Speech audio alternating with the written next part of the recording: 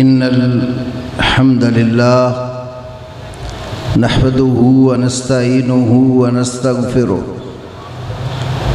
ونعوذ بالله من شرور أنفسنا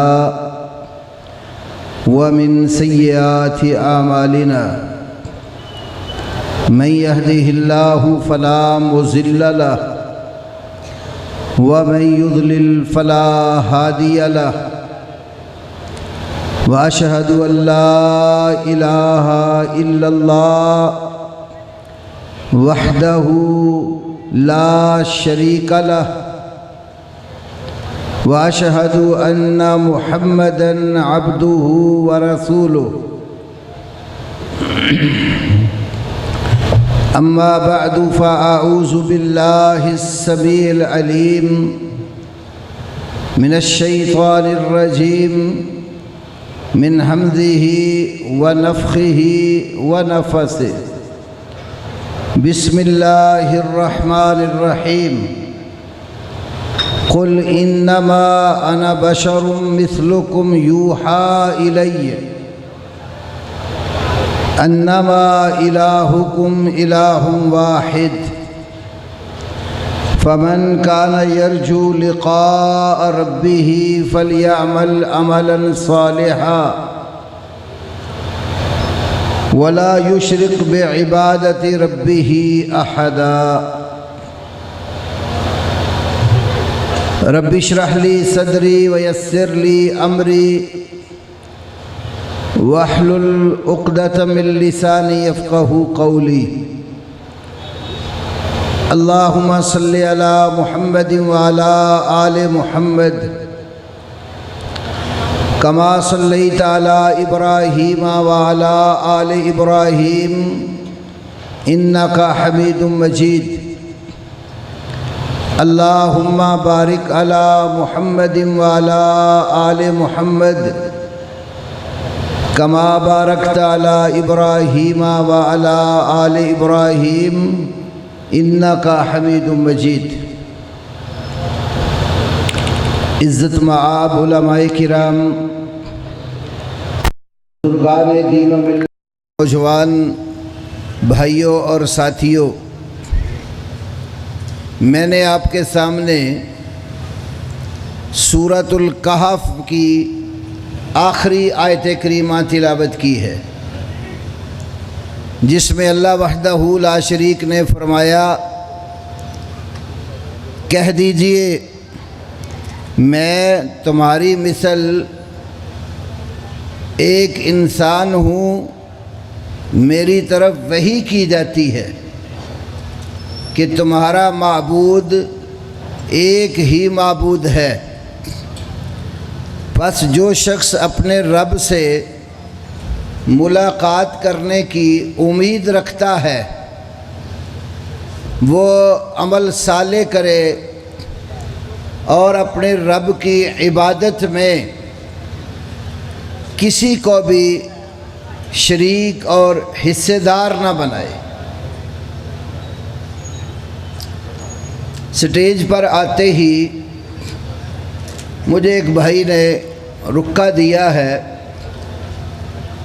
یہ دو سوال ہیں جن کے جواب دینے ہیں، انشاءاللہ یہ بھی کروں گا۔ اس سے پہلے کچھ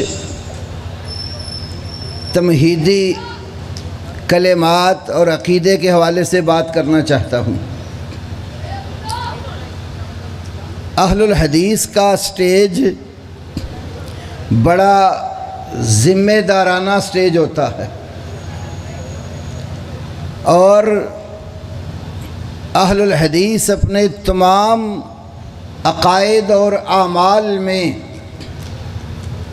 بنیاد اور اساس قرآن پاک اور نبی کریم صلی اللہ علیہ وسلم کی سنت اور حدیث کو بناتا ہے۔ تو عقیدہ سب سے اہم چیز ہے، اس کے اندر کمزوری انسان کو ہلاکت کے گڑھے پر لے جاتی ہے۔ میرے ایک بھائی نے بات کرتے ہوئے کہا کہ ہمارے دلوں کے مالک مصطفیٰ ہیں صلی اللہ علیہ وسلم۔ میں سمجھتا ہوں یہ ان سے صاحب ہو گیا ہے، دلوں میں رسول پاک کی محبت ہے، وہ بھی یہی بتانا چاہتے تھے، لیکن دلوں کا مالک اللہ ہے۔ رسول اللہ صلی اللہ علیہ وسلم نے فرمایا کہ القلب بین اصابع الرحمن یقلبها کیف یشاء، دل رحمان کی دو انگلیوں کے درمیان ہے، جیسے چاہتا ہے پھیرتا ہے۔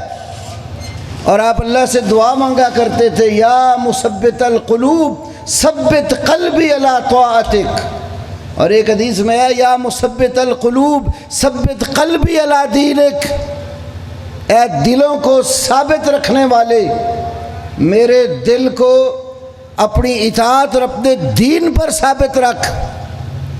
اور امام نسائی علیہ رحمہ سنن الکبریٰ میں ایک حدیث لائے کہ رسول اللہ صلی اللہ علیہ وسلم اپنی بیویوں کی جب باری تقسیم کرتے تھے تو اللہ رب العالمین سے کہتے تھے، اللہم ھذا قسمی فیما املک ولا تلمنی فیما لا املک، اے میرے اللہ یہ جو میرے پاس ظاہری اسباب ہیں جو میں اپنی بیویوں میں تقسیم کرتا ہوں، باری بانٹتا ہوں، دنیا کے اسباب وسائل جو تو نے دیے ہر ایک کو ان کے حصے کا دیتا ہوں، ھذا قسمی فیما املک، جس چیز کا میں مالک ہوں جو میرے اختیار میں ہے یہ میری تقسیم ہے، لیکن فلا تلمنی فیما لا املک، جس چیز کا میں مالک نہیں ہوں اس میں تو مجھے ملامت نہ کرنا۔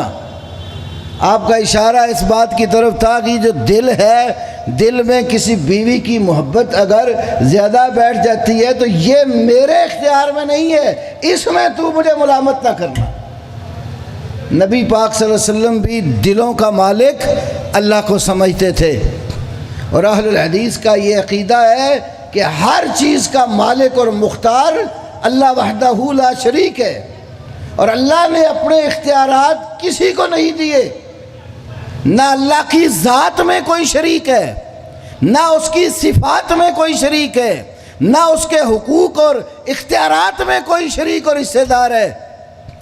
اللہ پاک نے اگر اپنے اختیارات کسی کو دینے ہوتے نا تو انبیاء رسل علیہم الصلاۃ والتسلیم کو اللہ نے قوموں کے لیے ہادی اور رہبر بنا کر بھیجا۔ آپ صلی اللہ علیہ وسلم کے بارے میں فرمایا انک لتہدی الی صراط مستقیم، یقیناً آپ صراط مستقیم کی طرف رہنمائی کرتے ہیں۔ تو اختیار دینا ہوتا تو اللہ یہ اختیار دیتا، جس کو چاہتے پکڑ کر صراط مستقیم پر قائم کر دیتے اور اس کے اندر ایمان، ایقان اور ہدایت کو بٹھا دیتے، راسخ کر دیتے، لیکن اللہ نے یہ اختیار انبیاء کو بھی نہیں دیا۔ نبی صلی اللہ علیہ وسلم چاہتے تھے کہ آپ کے چچا ابو طالب کلمہ پڑھ کر حلقہ اسلام میں داخل ہو جاتے۔ صحیح بخاری کتاب التفسیر اور کتاب الجنائز میں امام بخاری دو جگہ حدیث لائے ہیں، اور امام تبری سے لے کر امام ابن کثیر تک تمام اکابر مفسرین یہ حدیث لائے۔ نبی کریم صلی اللہ علیہ وسلم کے چچا ابو طالب آخر عمر میں جب بیمار ہوئے، آپ صلی اللہ علیہ وسلم تشریف لے گئے اور جا کر اپنے چچا سے کہا یا عمی قل لا الہ الا اللہ کلمۃ احاج بہا لک عند اللہ، اے میرے چچا کلمہ پڑھ دے، لا الہ الا اللہ کہہ لے، یہ کلمہ بطور حجت اور دلیل کے طور پر میں تیرے حق میں قیامت والے دن اللہ کے حضور پیش کروں گا۔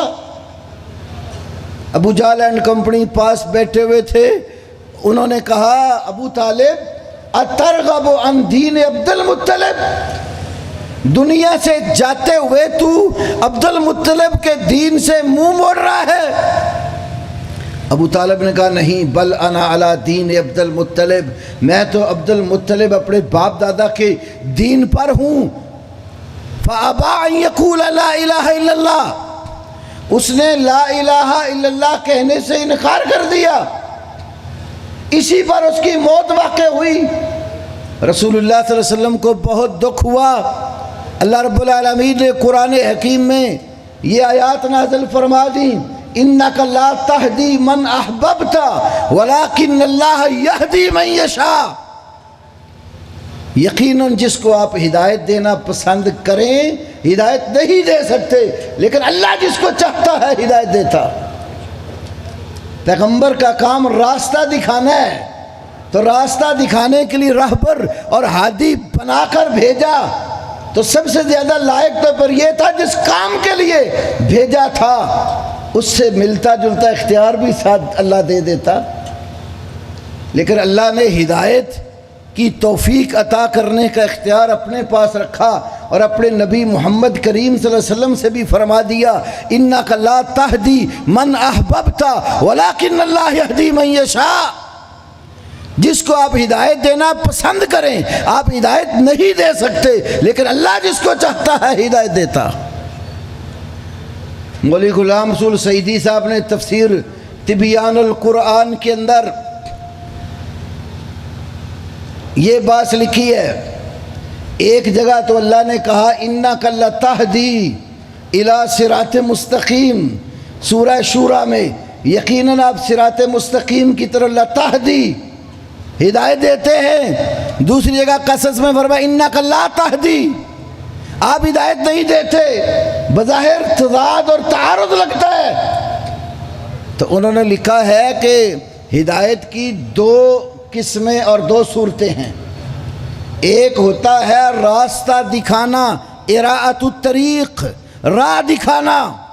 ایک ہے ایصال الی المطلوب، منزل مقصود تک پہنچا دینا۔ مولوی غلام رسول سعیدی نے بھی یہ بات تسلیم کی، راہ دکھانا پیغمبر کا کام ہے، اور منزل مقصود تک پہنچانا اور اس کی توفیق دینا یہ اللہ کا کام ہے۔ اسی لیے آپ جب خطاب فرماتے تھے آپ کے خطبہ مبارکہ میں یہ الفاظ ہوتے تھے کہ اللہ رب العالمین من یہدہ اللہ، جس کو اللہ ہدایت دے دے فلا مضل لہ، اس کو کوئی گمراہ نہیں کر سکتا، ومن یضلل فلا ہادی لہ، جس کو اللہ راہ راست سے ہٹا دیتا ہے، سیدھا راستے پر چلنے کی توفیق نہیں دیتا، اس کو کوئی ہدایت دے نہیں سکتا۔ تو اللہ اپنے اختیارات میں تنہا اور اکیلا ہے، وہ اپنی صفات میں بھی اکیلا ہے، ذات میں بھی اکیلا ہے، اس کا کوئی شریک اور حصے دار نہیں ہے۔ لوگوں نے اللہ تعالیٰ کے ساتھ کئی طرح کے شریک اور حصے دار بنا رکھے ہیں، اللہ کی بندگی میں بھی حصے دار بنا رکھے ہیں، اس کی ذات میں بھی حصے دار بنا رکھے ہیں، اس کے اختیارات اور حقوق میں بھی اللہ کی مخلوق کو شریک بنا رکھا ہے۔ آپ دیکھیں یہ دعا مانگنا عبادت ہے۔ رسول اللہ صلی اللہ علیہ وسلم کا ارشاد گرامی ہے، ترمذی شریف کی حدیث ہے، الدعاء هو العبادہ، یہ دعا عبادت ہے۔ اللہ کا قرآن پھر آپ نے پڑھا قال ربکم ادعونی استجب لکم، کہ تمہارے رب نے کہا ادعونی، تم مجھ سے دعا کرو، مجھے پکارو، استجب لکم، میں تمہاری پکار کو قبول کرتا ہوں۔ ان الذین یستکبرون عن عبادتی، جو لوگ میری عبادت سے تکبر کرتے ہیں، انکار کرتے ہیں، سیدخلون جہنم داخرین، ان قریب جہنم میں ذلیل ہو کر داخل ہوں گے۔ اس آیت میں جو پہلے فرمایا نا ادعونی، ساتھ ہی اگلے حصے میں فرمایا عبادتی۔ مفسرین نے لکھا یہاں ادعونی کی تعبیر عبادتی سے کی ہے کہ میری دعا، مجھے پکارنا، یہ میری عبادت ہے۔ تو نبی پاک نے یہ آیت پڑھی اور مسئلہ بتایا، الدعاء هو العبادہ، دعا مانگنا عبادت ہے۔ اب کتنے لوگ ہیں جب بھی مشکل آتی ہے، مصیبت آتی ہے، کوئی پریشانی لاحق ہوتی ہے تو اللہ رب العالمین کی بجائے اللہ کی مخلوق سے مانگتے ہیں، اولیاء کرام سے مانگتے ہیں، انبیاء رسول کو پکارتے ہیں۔ میں ایک انفی عالم کا حوالہ ذکر کرتا ہوں، علامہ سید محمود آلوسی، جو بہت بڑے حنفی فقیہ اور مفسر تھے، تفسیر لکھی قرآن کی روح المعانی، سورہ زمر کی تفسیر میں انہوں نے اپنا ایک ذاتی واقعہ اور مشاہدہ لکھا۔ علامہ محمود علوسی حنفی مفتی بغداد نے لکھا، ایک شخص مشکل اور مصیبت میں پکار رہا تھا، یا سیدی فلان اغثنی، اے میرے فلاں سردار، فلاں آقا، فلاں ولی، اغثنی، تو میری فریاد پوری کر۔ جب انہوں نے سنا تو کہتے ہیں میں نے اس کو کہا، قل یا اللہ، تو یا سیدی اغثنی کہہ رہا ہے، یہ نہ کہہ، قل یا اللہ، تو یا اللہ کہہ، اور ساتھ قرآن پڑھ کے بتایا۔ کہتے میں نے اس کو قرآن کی آیت سنائی کہ اللہ کہتا ہے اذا سألک عبادی انی فانی قریب اجیب دعوت الداع اذا دعان فلیستجیبوا لی ولیؤمنوا بی لعلہم یرشدون۔ جب آپ سے میرے بندے میرے بارے میں سوال کریں تو میرے بندوں کو بتا دو انی قریب، یقیناً میں قریب ہوں، اجیب دعوت الداع اذا دعان، مجھے جب بھی پکارنے والا پکارتا ہے میں اس کی پکار کو قبول کرتا ہوں۔ تو کہتے ہیں قرآن میں اللہ کہہ رہا ہے کہ جب بھی مجھے کوئی پکارتا ہے میں اس کی پکار قبول کرتا ہوں، تو یا سیدی فلان اغثنی کہنے کی بجائے تو یا اللہ کہے۔ کہتے جب میں نے اس کو یہ بات سمجھائی، کچھ دنوں بعد مجھے معلوم ہوا وہ میرے بارے میں لوگوں کو کہتا پھرتا تھا فلان منکر الاولیاء، فلاں عالم جو ہے یہ ولیوں کا منکر ہے۔ یہ خود ایک حنفی عالم اپنی تفسیر روح المعانی میں لکھ رہا ہے۔ آج بھی یہی حال ہے، آپ اگر کسی کو سمجھائیں کہ اللہ کے اولیاء جو اس دنیا سے رخصت ہو گئے ہیں، اب قبروں میں مدفون ہے، اپنی مشکل مصیبت حاجت کے لیے ان کو نہ پکارو، ان کے نام کی دعائی نہ دو، ان کے لیے نظر و نیاز نہ مانو، تو یہ سمجھنے کی بجائے کہتے ہیں یہ تو ولیوں کو ہی نہیں مانتے، یہ تو ہیں ہی ولیوں کے منکر۔ آئیے ایک اور حوالہ عرض کر کے پھر میں دوسرے نقطے کی طرف آتا ہوں۔ فقہ حنفی کی کتابوں میں سے الدر المختار، علامہ علاء الدین الحسکفی کی کتاب الصیام کے آخر میں، اور دوسری کتاب اس کی شرح علامہ ابن عابدین شامی کی الرد المحتار، جس کو حاشیہ ابن عابدین بھی اور فتاوی شامی بھی کہتے ہیں، تیسری کتاب البحر الرائق شرح کنز الدقائق، چوتھی کتاب فتاوی عالمگیری، پانچویں کتاب مولوی غلام حسین سیدی کی شرح صحیح مسلم، کتاب الایمان والنذور۔ پانچوں کتابوں کے اندر یہ بات لکھی کہ یہ عوام الناس جو نظر مانتے ہیں کہ کسی ولی کے آستانے پر، کسی ولی کے بت پتھر کی بات نہیں، کسی ولی کے آستانے پر جا کر قبر کے اوپر جو غلاف چڑھایا ہوا ہے نا، اس غلاف کو اٹھا کر سر اندر جھکا لیتا ہے اور قبر والے کو مخاطب ہو کر کہتا ہے یا سیدی فلان، اے میرے فلاں سردار۔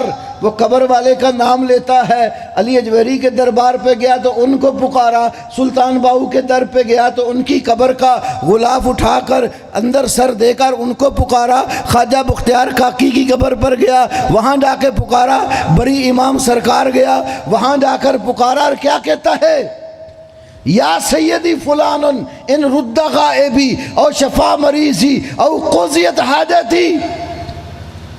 اگر میرا ساتھی جو لاپتہ ہے وہ واپس آ جائے، فلانا شخص بیمار ہے، اس کو شفا مل جائے، میری فلاں حاجت ضرورت ہے وہ پوری کر دی جائے، فلاکا من الدرہم قضا ومن الذہب قضا ومن الفضۃ قضا ومن الزیت قضا ومن الشمع قضا ومن الطعام قضا۔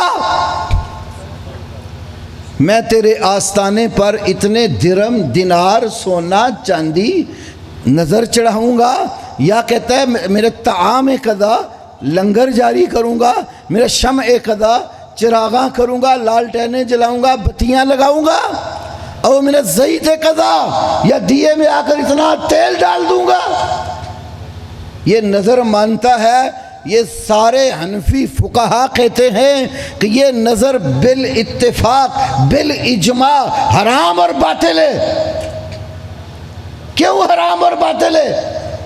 پہلی وجہ یہ نظر مان رہا ہے مخلوق کی، اور نظر عبادت ہے، عبادت اللہ کے سوا کسی کی جائز نہیں ہے۔ جب مخلوق کی نظر مانے گا تو مخلوق کی عبادت کر رہا ہے، تو یہ عبادت مخلوق کے لیے جائز نہیں ہے۔ حرام اور باطل ہونے کا دوسرا سبب ان المنظور له فهو میت، جس کے نام کی نظر مار رہا ہے وہ کون ہے؟ زندہ نہیں کہا، ان فقہا نے کہا وہ قبر میں پڑا ہوا ولی جو ہے نا، ان المنظور له فهو میت، جس کے نام کی نظر مار رہا ہے وہ تو میت ہے، وہ تو مردہ ہے۔ وَأَنَّ الْمَيِّتَ لَا يَتَصَرَّفُ فِي الْأُمُورِ، میت تو لوگوں کے کاموں میں کسی کا چیز کا حق اور اختیار ہی نہیں رکھتی۔ اور تیسری بات کہتا ہے اگر اس کا یہ اعتقاد ہے نا کہ یہ قبر والا میری حاجت پوری کرتا ہے، میرے بیمار کو شفا دے گا، بندہ لاپتہ لا واپس کھڑا کرے گا، تو کہتے ہیں یہ عقیدہ اگر رکھے گا تو یہ کفریہ عقیدہ ہے۔ تو میرے بھائیوں، آج بہت سارے لوگ کلمہ پڑھنے کے باوجود اللہ تعالیٰ کی عبادات میں بھی مخلوق کو شریک بنائے بیٹھے۔ یہ ویسے زبان سے کہیں گے کہ عبادت صرف اللہ کی، اللہ کے سوا کسی کی عبادت جائز نہیں ہے، لیکن کئی کام ایسے کریں گے جو ان کے اپنے فقہا نے لکھا کہ یہ عبادت میں آتے ہیں۔ یہ دعا مانگنا عبادت ہے نا۔ تو مولوی غلام حسین سیدی صاحب نے شرح صحیح مسلم میں یہ 4 جلد کے اندر کتاب الایمان والنذور میں لکھا ہے، مشکل کے وقت کٹر سے کٹر مشرک بھی اللہ کو پکارتا ہے۔ یہ سرخی باقاعدہ قائم کی ہے کہ مشکل اور مصیبت کے وقت کٹر سے کٹر مشرک بھی اللہ کو پکارتا ہے۔ پھر انہوں نے سورہ یونس کی آیات لکھی، اور میں یہاں ایک واقعہ عرض کرتا ہوں جو امام نسائی نے سنن میں، حافظ ابن حجر نے الاصابہ میں، اور گولڑے والے پیر نصیر الدین نے اپنی کتاب اعانت و استعانت میں ذکر کیا۔ جس وقت رسول اللہ صلی اللہ علیہ وسلم نے مکہ فتح کیا، مکے کے کچھ بڑے بڑے سردار مشرقین کچھ مارے گئے، کچھ پکڑے گئے، کچھ فرار ہو گئے۔ فرار ہونے والوں میں ابو جہل کا بیٹا اکرمہ بن ابی جہل بھی تھا۔ جب وہ فرار ہونے کے لیے نکلا، حبشہ جانا چاہتا تھا، کشتی میں سوار ہو گیا۔ جب کشتی پانی میں کچھ دیر چلی تو پانی کی موجوں نے گھیر لیا، ڈوبنے لگی۔ وہ کشتی میں سوار جتنے کٹڑ مشرک بیٹھے تھے نا، سب نے ایک ہی بات کہی، اگر بچنا چاہتے ہو اخلصوا للہ نجیہ، اخلصوا للہ نجیہ، خالص اللہ کی سرگوشی کرو، اللہ کو پکارو، وہی اس مشکل میں کام آئے گا۔ اکرمہ نے کہا وہ جو 360 مشکل کشا حاجت روا معبود اور خدا بنا رکھے ہیں وہ یہاں کام نہیں آتے۔ کہنے لگے ان آلہتکم لا تغنی عنکم شیئا، تمہارے الہ اور معبود یہاں کوئی کام نہیں آئیں گے، بچنا ہے تو خالص اللہ کو پکارو۔ مکے کا کٹڑ مشرک مصیبت میں پھنسا ہوا کہتا ہے بچنا ہے تو اللہ کو پکارو۔ ہمارے لوگ 2 ہاتھ آگے ہیں، یا معین الدین چشتی لگا دے پار میری کشتی، یا باول حق بیڑا تک، میری کشتی پار لگا دے رہا، قوالی بھی بنائی ہوئی ہے۔ تو کہتے ہیں اخلصوا للہ نجیہ۔ اکرمہ نے جب ان کی زبان سے یہ کلمے سنے، اللہ سے کہا میرے رب اگر ہماری کشتی صحیح سلامت زندہ بچ گئی، ہم اس مشکل سے نجات پا گئے، میں تیرے نبی محمد کریم کے پاس جا کر کلمہ پڑھ کے مسلمان ہو جاؤں گا، کیونکہ محمد سے ہمارا اختلاف اور ہے کیا، وہ ساری دنیا کے الہوں کو چھڑا کر ایک اللہ کے در پر جھکاتا ہے، اور ہم نے 360 مقابلے میں بنا رکھے ہیں۔ نجات ملی، آیا واپس، کلمہ پڑھا، مسلمان ہوا۔ اللہ نے سورۃ عنکبوت کے اندر مشرکین کا یہ طرز عمل بیان کرتے فرمایا اذا رقبوا فی الفلک دعوا اللہ مخلصین لہ الدین، جب وہ کشتیوں میں جہازوں میں سوار ہو جاتے تھے مشرک بھی دعوا اللہ کو پکارتے تھے مخلصین لہ الدین، دعا اور پکار کو اللہ کے لیے خاص کرتے ہوئے۔ اور آج کے لوگ پہلے تو سمجھتے جی امت میں شرک ہو ہی نہیں سکتا۔ یہ جس صاحب کے حوالے سے مجھے رکا دیا گیا اس نے 5 عقیدہ توحید کے اوپر سیمینار کیے۔ پہلا سیمینار کیا، میں نے بڑی تفصیل سے اس کے جواب دیے ہوئے ہیں۔ پہلا سیمینار کیا تو کہا امت کے اندر شرک ہو ہی نہیں سکتا، نبی پاک گارنٹی دے گئے ہیں میری امت مشرک ہو ہی نہیں سکتی، کہ بخاری کی حدیث ہے۔ آپ نے فرمایا ما خاف علیکم ان تشرکوا بعدی، مجھے ڈر ہی نہیں ہے تمہارے اوپر کہ میرے پاس تم شرک کرو گے۔ میں نے بڑا تفصیل کے ساتھ اس کا رد کیا، میں نے کہا حضرت جی اس حدیث کا یہ معنی نہیں ہے۔ ایک بات تو یہ ہے کہ حافظ ابن حجر اسقلانی نے بخاری کی شرح فتح الباری میں لکھا یہ خطاب نبی کا صحابہ کرام کو تھا اور صحابہ میں سے کسی نے بھی شرک نہیں کیا۔ دوسری بات فتح الباری شرح صحیح بخاری میں، علامہ عینی حنفی کی کتاب عمدۃ القاری شرح صحیح بخاری میں، اور اسی طرح علامہ قسطلانی کی شرح صحیح بخاری ارشاد الساری میں، اور امام ابن ملقن نے توضیح شرح صحیح بخاری میں، اور آپ اپنے گھر کی کتاب مولوی غلام السعیدی کی منہۃ الباری شرح صحیح بخاری کے اندر نعمت الباری شرح صحیح بخاری کو دیکھو، اسی حدیث کے ترجمے میں ہی اس نے مسئلہ حل کیا جو محدثین نے لکھا مجھے تم سب کے مشرک ہونے کا ڈر نہیں ہے، یعنی میری ساری امت مشرک نہیں ہو سکتی، البتہ امت میں سے کچھ لوگ مشرک ضرور ہوں گے، کیونکہ آپ نے فرمایا اتنی دیر تک قیامت قائم نہیں ہوگی، لا تقوم الساعہ حتی تلتحق قبائل امتی بالمشرکین وتعبد الاوثان، اتنی دیر تک قیامت قائم نہیں ہوگی یہاں تک کہ میری امت کے قبائل مشرکوں کے ساتھ مل جائیں گے اور بت پوجنے لگ جائیں گے۔ آج کے دور میں بھی دیکھنا ہو تو دبئی والوں نے کیا نہیں کیا، ابو ظہبی کے قریب بت خانہ بنا کے دیا کر انڈیا والوں کو، اور جیے شری رام کے نعرے لگائے، وہاں سارے صوفی ہیں، لوگ عرب سمجھ کے حدیثوں کے منسوب کر دیتے، وہ سارے صوفیاء ہیں کٹھے ہوئے۔ آپ کے یہاں گجرات سے مولوی عباس صاحب بھی وہاں ان کے فتاوی والی انجمن کے اندر شامل ہیں۔ یہ وہ لوگ ہیں جو امت کے اندر اسلام کا نام لے کر شرک کرنے والے ہیں۔ تو نبی پاک نے یہ فرمایا، اگلی کانفرنس کی تو کہنے لگا ہاں شرک تو ہو سکتا ہے لیکن شرک اصغر ہو سکتا ہے، اکبر نہیں۔ ہم نے اللہ کے فضل پھر تفصیل سے جواب دیا، پھر اس نے یہ مان لیا شرک اکبر ہوگا لیکن قرب قیامت کو ہوگا، اس سے پہلے نہیں۔ ہم نے کہا رسول پاک کے بعد صحابہ کے دور میں شرک اکبر جس کو تم شرک کہتے ہو وہ پیدا ہو گیا تھا، حضرت علی کو لوگ رب ماننے والے پیدا ہو گئے تھے۔ فتح الباری کے اندر اٹھا کر دیکھو کتاب استتابۃ المرتدین میں۔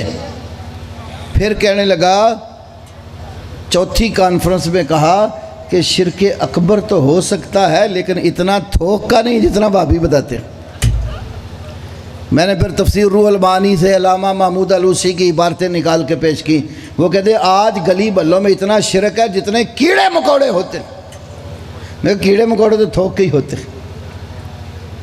اب وہ راستہ چھوڑ کے اب اور تعویلوں کی طرف آ گئے۔ ایک دوست نے یہ جو مجھے رکا دیا اس میں سوال تو یہ تھا کہ آپ لوگ اذان سے پہلے جو الصلاۃ والسلام علیکہ یا رسول اللہ پڑھتے اس کی کوئی دلیل؟ جو بندہ مدعی ہوتا ہے دلیل تو اس نے دینی ہوتی ہے۔ نبی پاک صلی اللہ علیہ وسلم کا ارشاد گرامی ہے البینۃ علی المدعی والیمین علی من انکر، ترمذی وغیرہ کی حدیث ہے، فرمایا البینۃ علی المدعی، دلیل مدعی کے ذمے ہے، والیمین علی من انکر، اور جو انکار کرے اس کے ذمے قسم ہے۔ آپ مدعی ہے اذان سے پہلے یہ کلمات پڑھنے کے، تو دلیل تو آپ کے ذمے ہے نا، آپ پیش کریں اس کی دلیل کہ رسول اللہ صلی اللہ علیہ وسلم نے خود اذان سکھائی۔ حضرت ابو محذورہ کی حدیث سنن ابی داود کتاب الاذان میں موجود ہے، علمنی رسول اللہ صلی اللہ علیہ وسلم سنت الاذان، اذان کا طریقہ مجھے خود رسول پاک صلی اللہ علیہ وسلم نے سکھایا ہے۔ حضرت بلال کو بھی اذان کے کلمات اللہ کے نبی نے بتایا، جو عمر نے خواب دیکھا، فرمایا یہ کلمات بلال کو بتا دو اور وہ اذان دے۔ آپ نے اپنے مؤذنین کو اذان کے کلمات سکھائے اور کتب حدیث میں موجود ہیں،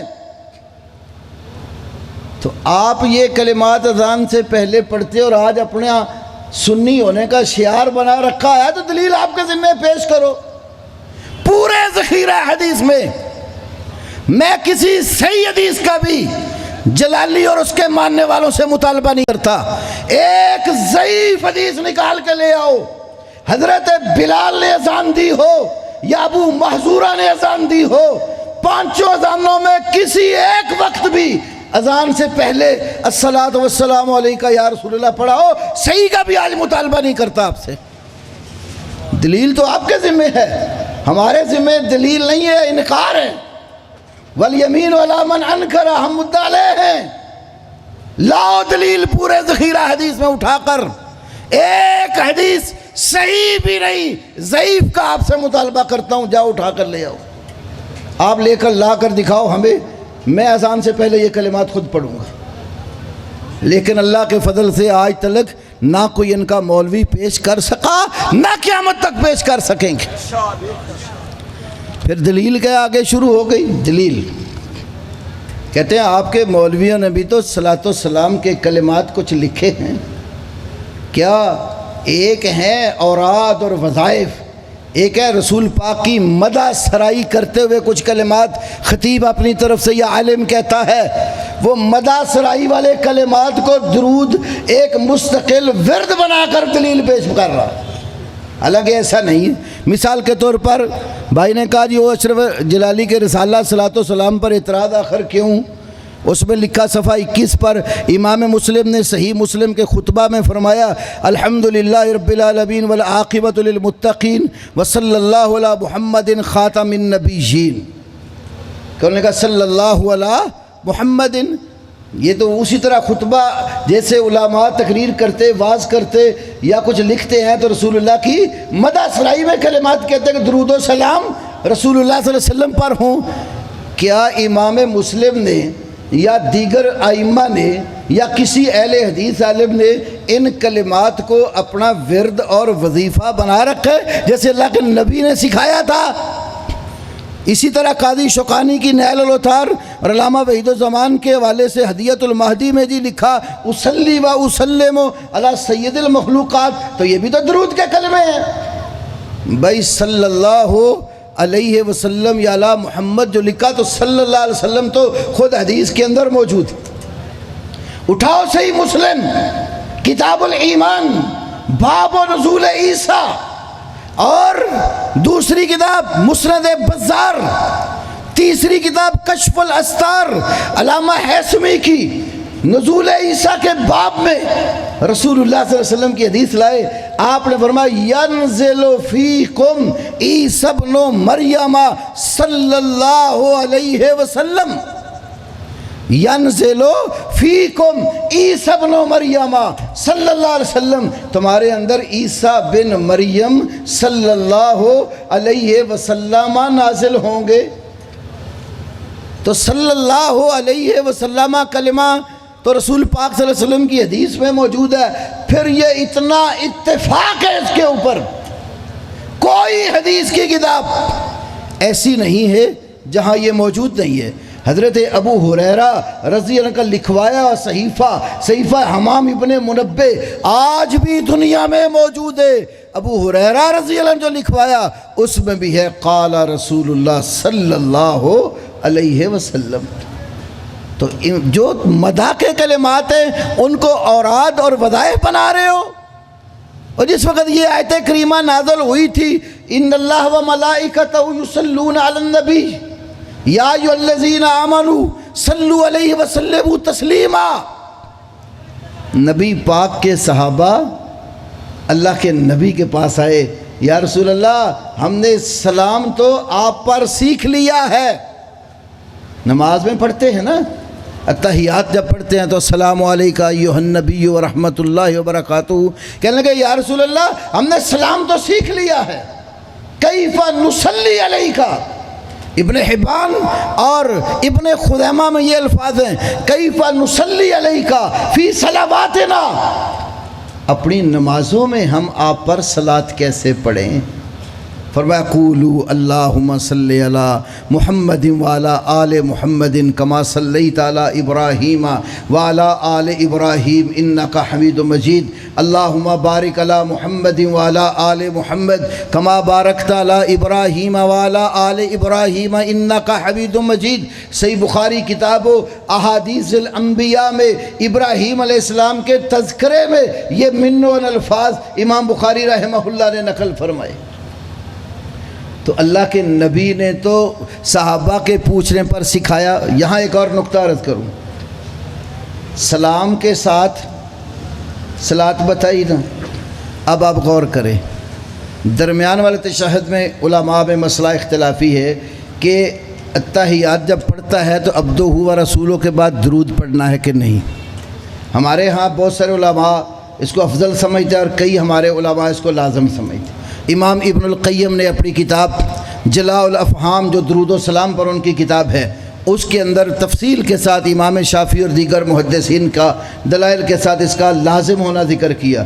میں ایک اور بات کرتا ہوں، اتنے درود کے خیر خواہ ہیں، بہار شریعت مولوی امجد علی اعظمی کی کتاب، جس طرح دیوبندی علماء کی کتاب ہے نا مسائل پر، بشتی زیور وہ 11 حصے ہے، یہ 17 حصوں میں مولوی امجد علی اعظمی نے لکھی بہار شریعت۔ درمیان والے تشہد میں ان کے نزدیک اگر اللہم صلی علی محمد اتنا پڑھ لو تو سجدہ صاحب پڑھ جاتا، اللہم صلی علی محمد اتنا پڑھ لو تو سجدہ صاحب پڑھ جاتا ہے۔ اب سوال پیدا ہوا کہ نبی پاک کا درود شریف میں نام لینے کے ساتھ سجدہ صاحب کیوں پڑ گیا؟ اب مولویوں کو اور فکر لاحق ہوگی۔ پھر اس کا جواب پتہ کیا لکھا؟ جواب یہ دیا ہم اس لیے نہیں سجدہ صاحب ڈال رہے کہ رسول پاک کے اوپر درود پڑا ہے، اس لیے سجدہ صاحب پڑھتا ہے کہ دوسری رکعت لیٹ ہو رہی ہے۔ وہ اہل الحدیث تو کہتے ہیں رکعت لیٹ ہوتی ہے، ہو جائے پر رسول پاک پر درود۔ جتنا درود اہل حدیث رسول اللہ صلی اللہ علیہ وسلم کی ذات مبارکہ پر پڑھتے ہیں شاید ہی دنیا میں کوئی پڑھتا ہو۔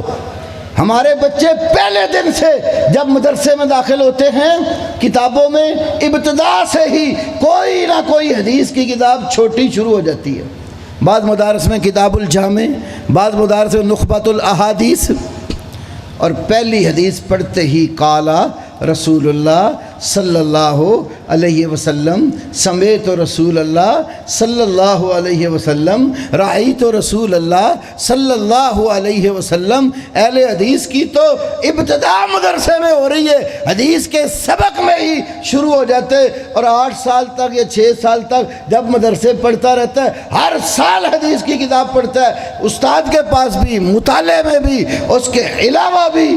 تو جب بھی نبی پاک کا تذکرہ آتا ہے تو کہتا ہے صلی اللہ، یہ ہر حدیث میں جتنا درود اہل حدیث پڑھتے ہیں شاید یہ بھی نبی پاک کی محبت کی علامت ہے۔ پھر آگے لکھا جی تفسیر روح البیان نے کہا ہے، 1-2 والے روح البیان کے، بھئی روح البیان کتنی کی معتبر تفسیر ہے؟ اسماعیل حقی ایک صوفی ہے، وہ غیر معتبر تفسیر کا حوالہ دیا جا رہا ہے۔ حدیث کی کوئی بات پلے ہوتی نا نبی پاک کی، تو جتنی معروف حدیث کی کتابیں نام لیتے، بخاری، مسلم، ابو داؤد، ترمذی، نسائی، ابن ماجہ، دارقطنی، دارمی، حاکم، بہقی، احمد، مسند طیالسی، مسند اسحاق بن راہویہ، کسی معتبر حدیث کی کتاب کا کوئی تذکرہ نہیں ہے۔ اس لیے کتب حدیث ان چیزوں سے خالی ہیں۔ آگے اگلا سوال یہ لکھا ہے کہ آپ بتائیے رفع دین کے بغیر نماز ہوتی ہے یا نہیں؟ علماء اہل حدیث اس کا جواب دیتے کہتے کہ حنفی ہوتی ہے، محمدی نہیں ہوتی۔ تو اب مخالفین کہتے کہ کھل کر جواب دو، ہوتی ہے کہ نہیں؟ کھل کر ہی جواب ہے، نبی پاک نے جو حکم دیا سلو کما رأیتمونی اصلی، نماز اس طرح پڑھو جیسے تم نے مجھے نماز پڑھتے ہوئے دیکھا۔ صحیح بخاری شرح السنہ وغیرہ میں مالک بن حویرث کی حدیث میں ہے، اللہ کے نبی نے نماز پڑھنے کا اس طرح حکم دیا جیسے تم نے مجھے دیکھا ہے۔ اور نبی پاک کو مالک بن حویرث نے کیسے دیکھا وہ بھی بخاری میں ہے اور کتابوں میں، کہ آپ نماز میں رفع دین شروع میں بھی کرتے تھے، رکوع جاتے وقت بھی کرتے تھے، اٹھتے وقت بھی کرتے تھے۔ تو جو نماز پڑھنے کا نبی نے حکم دیا ہے وہ نماز نہیں ہوتی۔ ہمیں کوئی اور نماز پڑھنے کا حکم بھی نہیں ہے، محمدی نماز پڑھنے کا حکم ہے، رسول اللہ والی نماز پڑھنے کا حکم ہے۔ رسول اللہ والی نہیں ہوتی، کوفے والی ہوتی ہو تو وہ آپ کو مبارک ہو۔ تو اللہ کے نبی کی جو نماز ہے وہ رفع الیدین کے ساتھ ہے، اور رفع الیدین والی حدیث اتنی عام اور معتبر ہے، کوئی حدیث کی کتاب جس میں رسول اللہ کی نماز کی حیت اور کیفیت بیان ہوئی ہو یا باب و صفات صلاۃ نبی مذکور ہو، اٹھا کر لے اور کسی محدث کی کتاب، اس کے اندر آپ کو رفع دین کرنے والی حدیث ضرور ملے گی۔ اس لیے ائمہ حدیث نے متواتر حدیث پر جو کتب لکھی ان میں بھی اس کا تذکرہ کیا۔ اور صدیق اکبر رضی اللہ تعالی عنہ جو رسول پاک کے سب سے زیادہ نزدیک ہو کر کھڑے تھے آپ کی آخر عمر میں، جب آپ بیمار ہوئے تو کہا تھا نا مرو ابا بکر فلیصلی بالناس، ابو بکر صدیق کو حکم دو لوگوں کو نماز پڑھائیں۔ ابو بکر صدیق سب سے زیادہ قریب اللہ کے رسول کے کھڑے ہو کر نماز پڑھی آپ نے، کیونکہ جب انہوں نے نماز شروع کی تو اللہ کے نبی کو افاقہ ہوا، تشریف لے آئے، آپ صدیق اکبر کی بائیں سائڈ پر آ کر بیٹھ کے، دائیں سائڈ پر ابو بکر صدیق کھڑے، باقی سارے صحابہ پیچھے۔ تو صدیق اکبر سے ہی پوچھ لیجئے کہ آپ نے نبی پاک کے پیچھے نماز پڑھی تو رسول پاک نے رفع دین کیا کہ نہیں کیا؟ ان کے نواسے عبداللہ بن زبیر، وہ بھی صحابی رسول ہیں، وہ کہتے ہیں کہ میں نے اپنے نانا ابو بکر صدیق کے پیچھے نماز پڑھی، وہ جب نماز شروع کرتے تھے رکوع سے اٹھتے تھے، اور رکوع جاتے تھے رکوع سے اٹھتے تھے تو رفع دین کر کے نماز پڑھتے تھے۔ تو میں نے ان سے پوچھا تو انہوں نے کہا میں نے نبی پاک کے پیچھے نماز پڑھی، آپ بھی رکوع جاتے اٹھتے اور پہلی تکبیر کے ساتھ رفع دین کیا کرتے تھے۔